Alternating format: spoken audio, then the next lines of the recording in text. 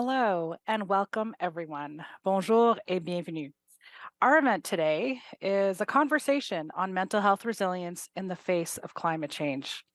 The Canada School of Public Service is pleased to be hosting this event in collaboration with Environment and Climate Change Canada, which has been working with public servants to build a resilient and climate capable government through resources like the climate literacy courses available on the Canada School Learning Platform. My name is Nancy Hamzawi. I am the Executive Vice President at the Public Health Agency of Canada, and I'm a proud alumnus from Environment and Climate Change Canada. It is an honor to be your event moderator today. I would first like to recognize that I'm speaking to you from the traditional unceded territory of the Algonquin Anishinaabe people. I am deeply, deeply grateful to generations of Algonquin people, past, present, and future, as caretakers of this land and its waters. I recognize that you may be participating from various parts of the country, and so you may work on a different Indigenous territory. I encourage you to take a moment to think about the territory that you are sitting on. So I'm now pleased to introduce you to our excellent group of speakers. Retired Chief Patrick Michel is a member of the Nklakapa Nation and has lived in British Columbia's Fraser Canyon all of his life. Almost 3 years ago, on June 30th, 2021, while he was chief of the Kanaka Bar Indian Band, a devastating fire in Lytton destroyed Patrick's intergenerational family home, along with 90% of his hometown. Currently, Rebuild Director for the Lytton First Nation, Patrick will share about what it is used to be like, what it is now, and about what might be coming for all of us. Dr. Daniel Rosenbaum is an attending psychiatrist with the Impact Assertive Community Treatment Team at the University Health Network, as well as the palliative education and care for the homeless team through Inner City Health Associates. He's a clinical lecturer at the University of Toronto. He's also a co-founder and faculty member with the University Health Network Psychedelic Psychotherapy Research Group, where he is co-principal investigator with the psilocybin-assisted existential attachment and relational therapy research program. Daniel is the co-author of the Canadian Psychiatric Association's position statement entitled Mental Health and the Climate Crisis, a Call to Action for Canadian Psychiatrists. Dr. Katie Hayes is a senior policy analyst at Health Canada's Climate Change and Health Office. She led the Mental Health and Climate Change chapter for the National Climate Change and Health Assessment Report that was led by Health Canada and released in 2022. She completed her PhD at the Dalla Lana School of Public Health at the University of Toronto, where she explored the mental health consequences of climate change with a specific focus on addressing the inequitable risks and impacts on marginalized groups. This is a very impressive group. I am sufficiently humbled by your credentials, and I'm very much looking forward to our conversation today. Through this learning event, we hope you all will be able to reflect on the importance of inner resilience in the face of climate change. We hope this conversation will inspire you, both from the perspective of the role you play in your portfolio as public servants and as Canadians who are facing the real and compounding impacts of a changing climate. What does mental resilience in the face of climate change mean to you? What experiences have shaped your views? And perhaps on this, I'll start with Patrick. Thank you. Akwint Lo, good morning, bon matin. So I've been living in the Fraser Canyon, as we just learned, all my life. And by 1988, I started observing changes to the land and the resources that are around me. And unequivocally, my region has accepted that the global air, land, and water is heating up. Doesn't matter whether it's anthropogenic, it doesn't matter whether it's natural. That heating up is producing extreme weather events of heat, wind, rain, and cold, which then triggers, I call them geoclimatic events. We had a heat dome where Lytton was registering 56 degrees Celsius. Then my town burned down. The year before, we had El Delraco that swept through from the north in the summertime that tore houses off, knocked out things and trampolines, 500 meters. In November of 2021, an atmospheric river. The fact that they had a name for the Delraco and the atmospheric river tells me we're already aware of the risk. And I want to focus on the word awareness. Okay. As a First Nations person raised as I was, I can maintain balance between mental, emotional, physical, and spiritual. So the impacts on climate change and the events that they cause impact us in all four ways. We're focusing on the mental side. If you maintain balance in those four ways, you can weather the storm, so to speak. After the atmospheric river, we got 4 feet of snow and we froze. Extreme heat, wind, rain, cold, drought, all these sort of things, everything. I'm living at ground zero. And I've been living at ground zero for 3 years. The question for all of you when we look at inner resilience then is, somebody said I should smile. I can't stop smiling. You might want to ask me why. So I'm going to stop there, just saying I live at ground zero and I'm okay. Thank you. Yeah, I can comment from here. I also want to start by expressing gratitude to be here. It's great to be in conversation with you all, Nancy, Katie, and Patrick. Thank you to the organizers. Thank you to everyone who's in attendance. I'm speaking from my position as a mental health care provider, as a psychiatrist, and as someone who has pondered my own emotional reactions to the same conditions I think we all are responding to. Pondered the existential distress, if I might call it that I grapple with. And so, I mean, I declare that position because I think it's important to say that this is part of what informs my view of human emotions and the way emotions and distress ought to be attended to. And I also say this to give myself permission, I think, to criticize the dominant ways that people like me or people in my profession tend to view distress as a sign of brokenness. And the question and much of the conversation I think that we'll be having today has to do with resilience at the individual level. Part of the dominant view of emotions in our culture and within psychiatry, the profession that I'm here representing, is one of individual responsibility to attend to the downstream effects of very powerful upstream or structural forces. So I think there's a lot of really interesting and important stuff that we will be talking about in terms of the individual and resilience at the individual level.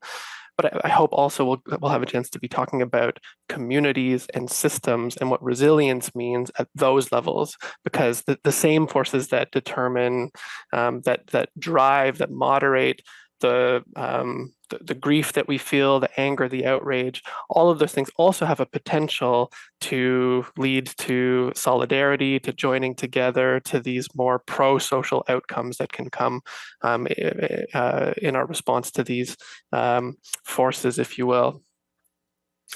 So one other thing that I thought I would mention just to get us started is simply the definition of mental health that the World Health Organization offers, because this is critical, I think. According to the World Health Organization, mental health reflects not merely the absence of a mental disorder, but rather it's a state of mental well-being that enables people to cope with the stresses of life. There's that resilience part, realize their abilities, learn well, work well, contribute to their community. So again, when we're talking about distress and dysfunction, we're not just talking about mental disorders. Health really has to do with the capacity to flourish. And yeah, so I'll leave it there as well and turn it to Katie. Thank you so much. And again, just to reiterate what Daniel had mentioned, and just to say thank you to Daniel as well, I'm really humbled to be on this panel and just really appreciate the opportunity to be here with you all and to share some of these insights that I've been thinking about for quite some time. And really just feeding off of both what Patrick and Daniel had mentioned is that we know that climate change is having some really significant effects on people, on populations, obviously on planetary health. And this was a big concern of mine. About 10 years ago, when I started on this research, I felt, as Daniel had mentioned, I didn't feel broken. I just felt really aware of what was going on and really scared and really distressed and really wondering why at that time there wasn't a whole lot of research on the mental health implications of climate change, particularly in the Canadian context. And so for me, that was a big moment to really figure out, I can't be the only one. I know I'm not the only one experiencing these things. And that it was something that really propelled me to have a deeper understanding of the issue, of the problem. And for me personally, it was how I was dealing with my own distress. For me, I go deep into the research. I need to know more. I need to understand. I need to not feel alone in this. And I also need to write about these things. Writing for me is very cathartic. It's how I make sense of the world, many of us. It's how we all make sense of the world in some ways. And so for me, that was the starting point or the launching point to have a better understanding of how do I deal with my own personal distress and really see that this climate distress that we're experiencing, how are we dealing with it as individuals? But as Daniel had mentioned, what are we doing at the population level? How do we address this? We know that these impacts are happening at a much more frequent and intense and complex fashion, as Patrick had mentioned from his experiences. So what is it that we can do? What are the strategies that really help people feel that sense of mental resilience? And I think for all of us, it's going to look different. And I think that that's important, is to recognize that we may have these different experiences and also need to have a different sense of how we explore our sense of resilience. For some people, it might be diving deep and exploring those really tricky and difficult emotions. For some, or for some people at different times, it may mean taking a pause on reading the climate science. I know for me, working on climate change and health day to day, it can get really challenging to continuously read the reports, see the media headlines, hear from my colleagues, hear from the public, and feel as though, wow, this is a large problem, and feel really struck by how sometimes impossible it feels to address this. So I have to check in. I have to check in with myself and say, hey, is this the time that I need to take a deep dive and research more? Or what do I need to do to fill my cup? Where is it that I'm going to find the strength? Is it talking in community? Is it talking to professional support? Is it finding the toolbox that I have to support my own well-being and making it so that I can be well to continue to do this work? Because we do know that burnout in this realm of talking about climate change and working on climate change can also lead to burnout. So it's really being very aware of where I'm at and checking in with myself and knowing what some of the research has told me, the importance of peer-to-peer support, finding that sense of community that is going to support me, finding the ways that I feel as though I can have some sense of agency or control. So what types of climate mitigation activities do I take part in, or do I support my family in? What are the ways that I can support the research on this? What are the ways that I can bring this to the public and support the awareness and do these types of conversations with people? And much more deeply, how do I take a better approach to listening to the varied experiences, particularly from those on the front lines who are already dealing with health inequities? How do I stop and listen and hear the voices on the front line? And I'm going to stop there. What do we not know about climate impacts on mental health? Are there current actions and research directions and findings that we really should be aware of? And so maybe on that one, I'll start with you, Katie. Thank you, Nancy. Yeah, I think there's many things we don't know. Unfortunately, in the broader picture, when we talk about mental health research, not even thinking about climate change, but mental health, we often know has been under-researched, under-resourced, and in particular, climate change and mental health research has very much so been under-resourced for a very long time. However, in the last, I would say, 5-ish years, there has been an explosion in this domain and this field of study, which I think is fantastic. I think there is still a lot of research that needs to be done on the front lines with people who have lived experience, particularly Indigenous peoples, children and youth, people with pre-existing condition, outdoor laborers, because we know that this is a very big concern for outdoor laborers whose livelihoods are tied to the climate, and there are socioeconomic impacts and impacts to their community mental health or family mental health and well-being. Another area in particular, I think that really is an important focus area for the research is really, what are we doing about it? We need more evidence-based information about effective strategies to support mental resilience in a changing climate. We have an understanding of some of the different types of supports that are very valuable: peer-to-peer, climate cafes, engaging in climate activism, engaging with health professionals, of course. But I think there is a really important role to look at evidence-based effective adaptations. And again, very much focused on those on the front lines. I think it's imperative. It's research that should be led by and very much informed by those who are on the front lines. I also think that there is a really there is a lot of research coming up that's focused on children and youth, but there's always more to be done there because youth often contribute the least to the climate change problem. They are very much impacted in their short lifespans. They've experienced a lot of climate-related events, and this is impacting directly their futures and their sense of a future and their overall well-being. There's been some really excellent research, Canadian research led by Dr. Ellen Fields and Dr. Lindsay Galloway, that looked at a survey of youth in Canada, aged 16 to 25, and their findings are quite frankly frightening. 38% of respondents indicated that climate change affects their day-to-day livelihoods, and 78% indicated that climate change affects their mental health. This is huge. This is something that we really need to focus on. We know that children and youth are already dealing with a whole complex of mental health stressors, including climate change.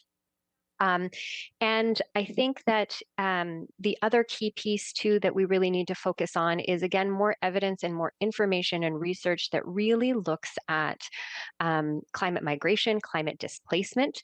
In particular, in the Canadian context, we know the impacts of wildfire smoke, of flooding, et cetera, and often displaced communities are displaced time and time and time again.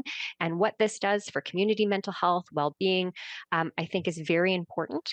And is very much a need on the global scale as well, because climate change is happening everywhere and displacement is going to happen everywhere. So these are very key research areas that I'm quite interested in. I'm very delighted to see the infusion and interest and focus on climate change and mental health, but there is definitely a breadth of research that is still needed. So. One of the clinical hats that I wear is as a community psychiatrist for people living with schizophrenia.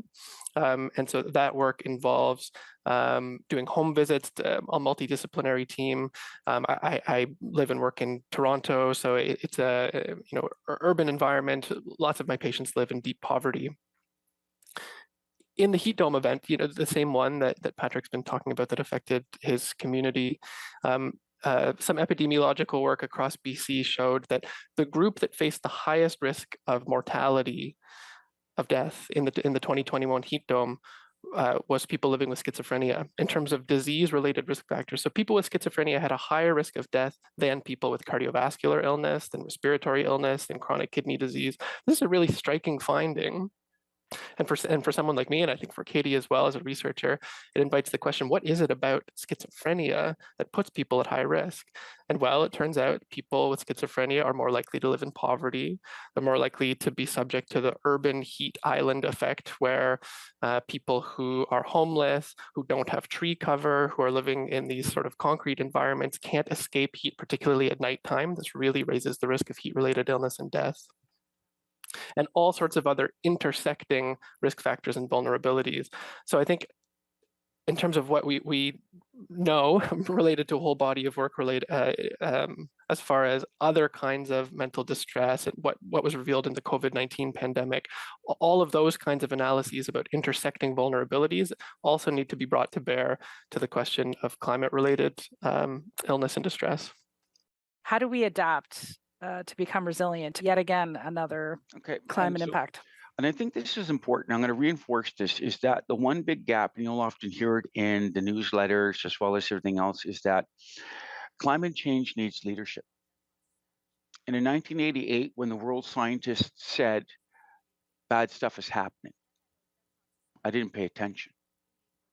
But when a 12-year-old spoke at Rio, I did. When Severin Suzuki was 12, she went down to Rio in 1992, and she said unequivocally, climate change is real, and we should start preparing for it. In an Indigenous community, you value the input of each and every voice, from the oldest to the youngest. So when a child speaks, we listened.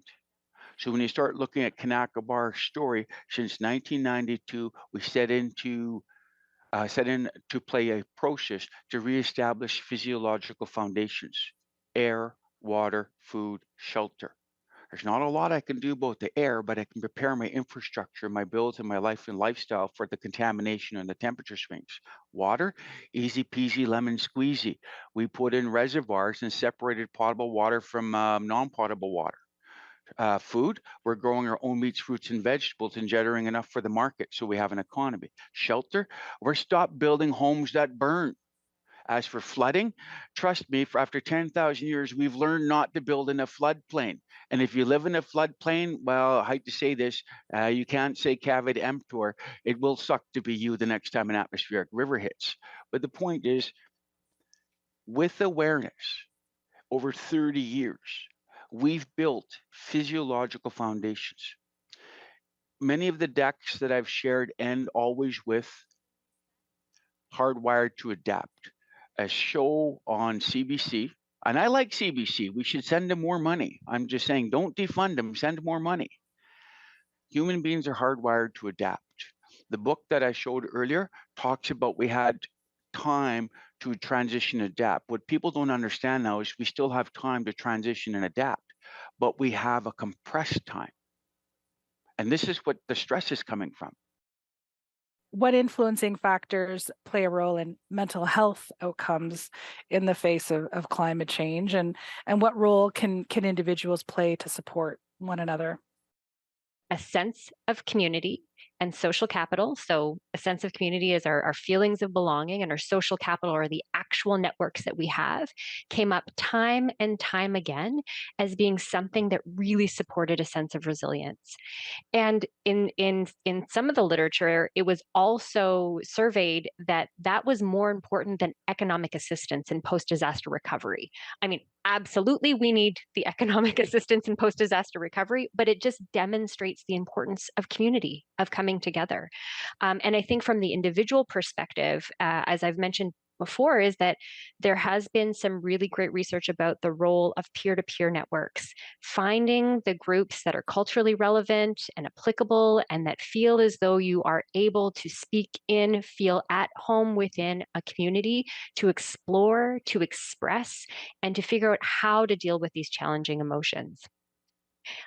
Just a plug for one of my favorite books is Act of Hope by Joanna Macy and Chris Johnstone, where it's really a lot of times this is where the climate cafes that many folks are kind of bringing together. It's a peer-to-peer resource where we talk about the depths of climate emotions and perhaps work on solutions together.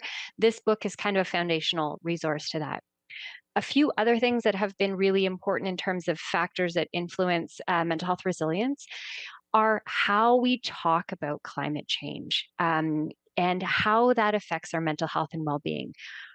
We often get media reports, we often see the scientific literature, and if we're already awake and aware and alarmed to the issue, a lot of these messages just push us to even more heightened anxiety and distress. So I think it's very important that when we're communicating about the climate change problem, that we're also talking about ways to address or protect population health. So I think this is really important in the messaging piece. Fundamental to supporting mental health and resilience is access to care. And I think that that's a very important piece, is knowing what types of care that we need and ensuring that people have access to it, that the care is culturally relevant and culturally supportive, that we're increasing mental health care training to healthcare providers to talk about how climate change affects mental health. And to be quite honest, one of the biggest influencing factors in addressing all this, it's multi-sectoral, multidisciplinary, whole of society, whole of the world needs to work on this problem. It is not going to be addressed by individuals alone. As Daniel has mentioned, there's a need for the structural pieces. We really need to have an understanding of how we can work together to address these issues, these higher arching issues that really make this a complex and unique issue, the mental health impacts of climate change, is that we need to start addressing the climate adaptation and mitigation to really support mental health and well-being. Thanks. Thank you, Katie. I have a number of other questions that I wanted to ask, but there are several questions that have come in from the audience. So I'm going to have one final question of my own and then switch to the audience questions. And so I feel like I need to round it out, Daniel, in terms of asking you what your favorite book is, but also on that theme, just how does climate literacy play a role in mental health resilience in the context of climate change? Okay, thank you. I appreciate both those questions. And I really thought I was going to be the first person on the call to make reference to Joanna Macy. So Katie beat me to it. But okay, I will mention another book of hers, which I would strongly recommend, which is called World as Lover, World as Self. It was originally published in 1991, but was just reissued. The other book Katie mentioned, Act of Hope, I think is an excellent one for civil people working in the public service. It's written for a general audience. It includes activities. I think it would be a great book club reading group kind of thing to do together to bolster resilience, and best done in community. And World as Lover, World as Self, Macy, I should say, is a systems theorist and a Buddhist philosopher, an environmental activist. And the first third of World as Lover, World as Self is her articulating, giving voice to her understanding of Buddhist philosophy as it relates to notions like radical interconnectedness and the sense of responsibility that flows from the recognition of our radical interconnectedness with each other, with all beings. And also what I so appreciate about Macy and her work is this orientation to emotions. So, okay, I'll transition into your question here about climate literacy. Because I think this has been spoken to already, is that in some respects, climate literacy, it can be a risk factor, frankly, for heightened distress at this moment. In some respects, it's not that we lack information. It's not that we lack the capacity to interpret the information. In fact, it's precisely because of how that information lands with us and our sense of the disconnect between what we're hearing and what is being done about it that leads to this heightened distress. And so I think the flip side of the coin of climate literacy is about emotional literacy. And so here's where I think that the Macean formulation can be so useful, because for Macy and her Buddhist psychology, it is opening our hearts, allowing ourselves to be stirred by suffering, is to be appreciated as recognized as a sign of strength, in fact. So the language she uses to capture grief, sadness, despair, anger, rage, the range of emotions that can occur, her formulation is called pain for the world. And this pain for the world, she suggests, is a perfectly normal and in fact healthy response to a world in trauma. This is a sign of healthy emotional functioning when we respond to these abnormal situations with a sense of something is going on here. And so what we need to do, and what she suggests, is that we need to give ourselves and each other the permission to feel. And in this formulation, that is a radical act because dominant culture says, don't feel, don't express sadness in particular. And when we feel, she suggests, a kind of turning can occur. Paradoxically, when we move through, when we allow this awareness to sink to a deeper level and it can flow through us, a weight can lift. And when a weight lifts, we can see with new eyes, we can regain clarity, we can have a sense of renewed commitment to act with others in service of what we love and care about. Now, when we do that, we open ourselves up again to the grief, because grief is an expression of love. And when we're acting and we're seeing these losses transpiring around us, when we hear news from distant regions of the world about flooding coastal regions, climate refugees, and so forth, we are affected. We do grieve. And again, this is, so in Macy's formulation, this is a spiral. She calls it the work that reconnects, the spiral of the work that reconnects. We have gratitude for the world, for what we love. That gratitude often leads to pain for the world in response to painful situations, painful news. We feel that we honor the pain for the world. And when we do so, we can see with new eyes, we can emerge, the weight lifts, then we act with others, and so on and so on and so on. So yeah, all that is to say, certainly co-signing Joanna Macy's work. And I've lost myself even with your question, Nancy, so I'm gonna stop talking now.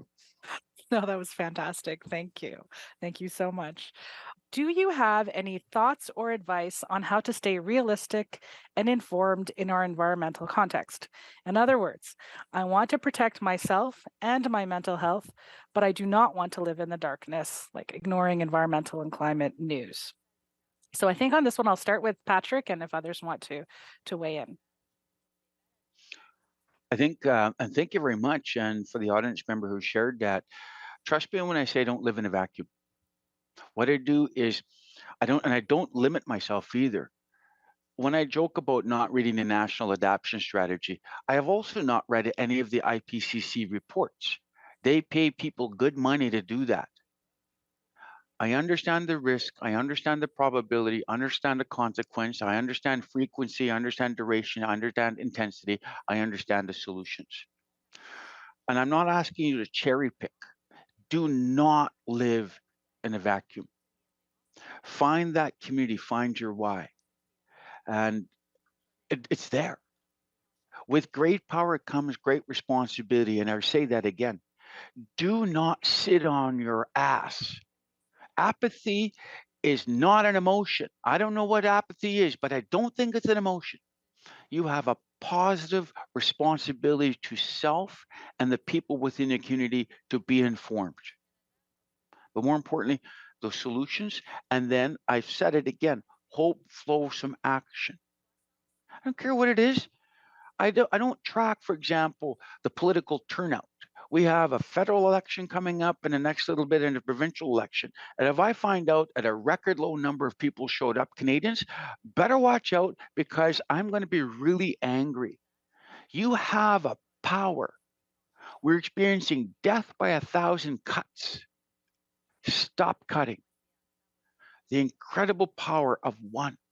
But 1 + 1 = 2. 2 + 2 = 4. Or does it mean 5? So when we start pooling our resources, the synergy, okay? And I want you to, when you find that social network, that safety network, wherever it is, maybe it's down at Starbucks. I don't know. I can't afford Starbucks. And their coffee has just way too much caffeine in it. Meanwhile, I've got 4 cups rocking. I think here, don't live in a vacuum. And what happens here is pick what you want to work on because it is overwhelming. Do not be overwhelmed. And if you give it a chance, I'm going to say this word in Latin. which everybody knows how to speak Latin today. Fe justica reit caelum.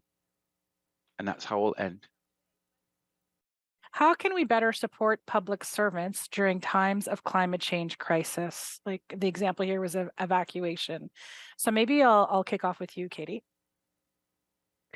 Yeah, I think increasingly we're all dealing with this, and when it's not a climate crisis is to be a challenge. We're frequently seeing the impacts of wildfires and the messages that we're getting that wildfire season is starting earlier and that we have to be prepared for these things. I think it's really great to be informed about these increasing risks, but it is, as I mentioned, how do we support the mental health and well-being as we're going through this, as our awareness about these impending risks are occurring during and well after, because our mental and emotional responses aren't going to have a specific timeline of when we're going to experience them, right? We could be having a lot of significant anxiety thinking about the wildfire season and what's already occurring and what happened last year.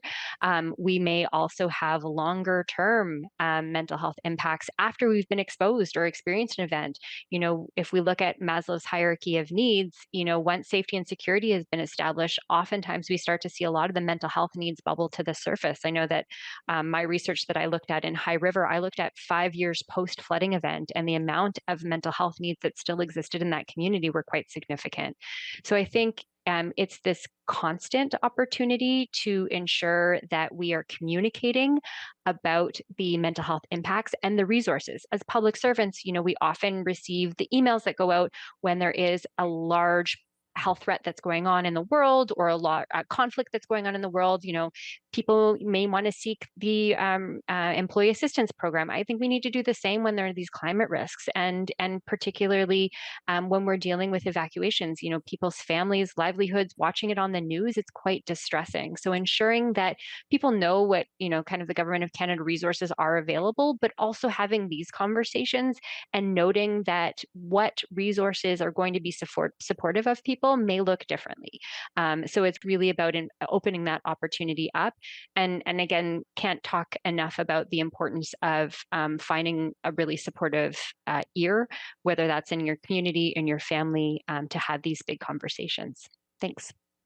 What are the steps I can take when I'm feeling overwhelmed from climate change? What are the steps that I can take to heal? Go ahead, Daniel. Looks like you're ready to lean in there. Yeah, good question. I'm trying not to be, hopefully won't be too repetitive. I mean, I think it's important to say that what one might do is very individualized. What sort of resources surround you that do you typically access when you are in need, when there is an emotional need, a spiritual need, and so forth? I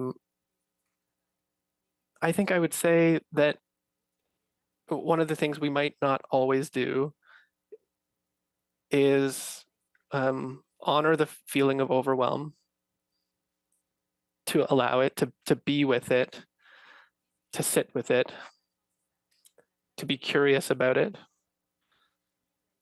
And in that process, noticing where it might lead. Usually, I mean, our emotions are evolutionarily ingrained in the same way that pain is. Pain is a warning sign of danger. Anxiety, same. Our feelings, when we can access them and when they are tolerable to us, can teach us things. So that overwhelm, whatever it might mean or however it's experienced, suggests, I think, that you're a loving, living person, sensitive to the environment, aware of what's happening. And where that might take you in terms of work in the world, I mean, presumably being on a call like this and being engaged in the public service means that you're wanting to contribute to addressing these massive problems. And so again, acting from that emotionally grounded heart place is key. I would say in terms of healing, I mean, healing for me invokes restoration, regeneration. I think there is a current that one picks up in climate mental health circles that suggests that activism is the antidote to climate despair. And in some ways that's similar to the kinds of things that I've been saying, that getting involved, it is important. And indeed, often the kinds of actions that are good for good for the environment are also good for our mental health. When we go out into the community and we're planting trees, for example, nature exposure, nature connectedness is good for our mental health. Doing these actions together with others is good for our mental health. But it's not merely the action. I think it needs to be done in, these things are not mutually exclusive, the emotional work and the action. And in fact, I think they support one another, and one is needed for the other. I hope that hasn't been too rambly. I'm interested to hear, Katie, Patrick, in terms of personal practices, when you are feeling overwhelmed. I think, Katie, I guess you spoke about a certain intellectual tendency, read, understand, pour over the literature. I mean, again, these things are individualized, so I'd be interested to hear what your approach is. Just very quickly, I know we're nearing time, but I was just going to say, just to your point, Daniel, I think that we do live in a society where we often think that doing and producing is going to get us to an end goal. And sometimes the hardest thing, just like you've articulated with Joanna Macy's work, is being with and sitting with those difficult emotions. So my tendency is to do, but that's because I'm avoiding really looking at deeply processing the emotions and sitting with the emotions, which I think is the harder thing to do. But I know that that's the thing that's going to support me maybe the most. So that's just my own individual reflection. Thanks. How can I help someone else who may be impacted by climate change from a mental health perspective? So the healing combined with helping someone else. So I'm not too sure if I can, but I think, Karen, I've used the aircraft reference. I think the most important thing in the question is when I'm feeling overwhelmed, that tells me that the person has self-awareness, and that is 99% of the battle. If you don't know, how do you find a solution? Now, I can't tell you how to heal from being overwhelmed, but I can tell you what to do, at least what I do. When I feel it, and nobody's impervious to this, I say, ooh, that's a gooder. I should stay in bed. Ooh, I should not go into work. Or, ooh, I shouldn't take the call from the credit card collection agency. And then I acknowledge that feeling, and then I start laughing, and I pick up a cup of coffee and say, that too shall pass. Now let's take a pickaxe, well, regardless of size, and chip away at it. Overwhelming means it's too much, but you always have to take little steps. There's always a path forward from all things. One of my favorites is to listen. Listen to myself, but listen to the wind in the trees. Listen to the water as it flows. Listen to the bees that are buzzing, watching that go by. It can take me an hour to walk a city block because I'm so aware and alive with the environment around me. What we've done is I will not desensitize myself from the world. This is important.